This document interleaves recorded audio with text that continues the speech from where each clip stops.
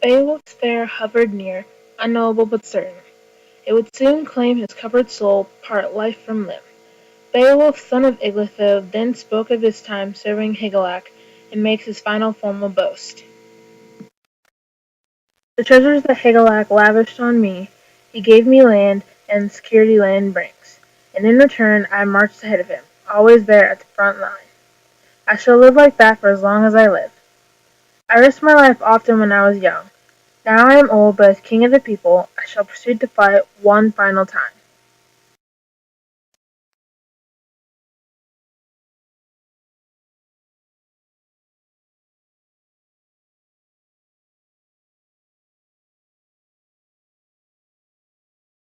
Beowulf wants fair battle on open ground. He gave a shout. The Lord of the Gates unburdened his breast and broke out in a storm of anger. Pouring forth in a hot battle fume, the breath of the monster burst from the rock. Swaddled in flames, it came gliding and flexing towards its fate. That final day was the first time when Beowulf fought and fate denied him. So the king of the gates raised his hand and struck hard at the enameled scales of the dragon to no avail. He who had once ruled was furled in fire and had to face the worst. The hand-picked troops ran for their lives, all except a man worth the claims of kinship, Wiglaf. I remember that time when mead was flowing, how we pledged loyalty to our lord on the hall. I would rather my body be robbed in the same burning blaze as my gold giver's body than go back home bearing arms. I shall stand by you. And now the youth was to enter the line of battle with his lord, his first time to be tested as a fighter. The dragon again drove into attack. Beowulf threw his whole strength behind the sword's throat and connected with the skull, causing Naglin to snap. When the chance came, the dragon caught the hero in a rush of flame and clamped sharp fangs into his neck. Wiglaf saw the king in danger at his side and displayed his inborn bravery and strength.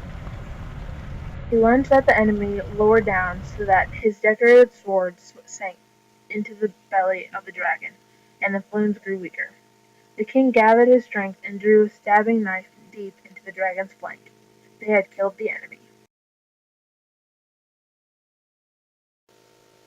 Beowulf discovered deadly poison flowing inside of him.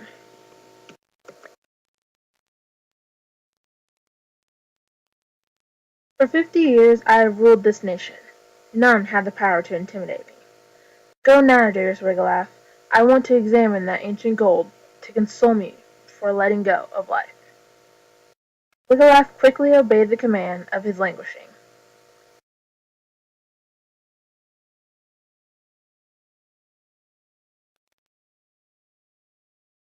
The old lord gazed sadly at the gold. I have been allowed to leave my people so well endowed on the day I die. Then the king unclasped the collar of gold from his neck and gave it to the young thane. You are the last of us, the only of the Wigamundings. Fate swept us away, and now I must follow them. He had no more to confide. The furious heat of the pyre would assail him. The treasure had been won, bought and paid for by Beowulf's death.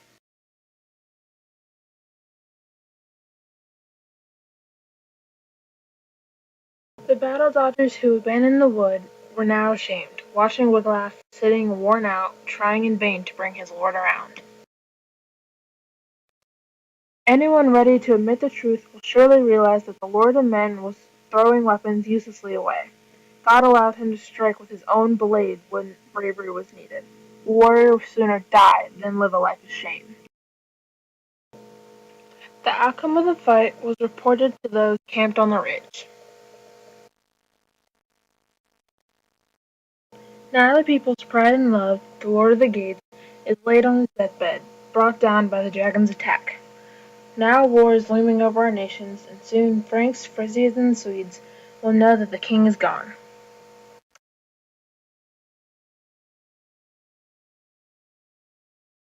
He got little wrong in what he told and predicted. The whole troop rose in tears. Beowulf, the king, had indeed met with a marvelous death.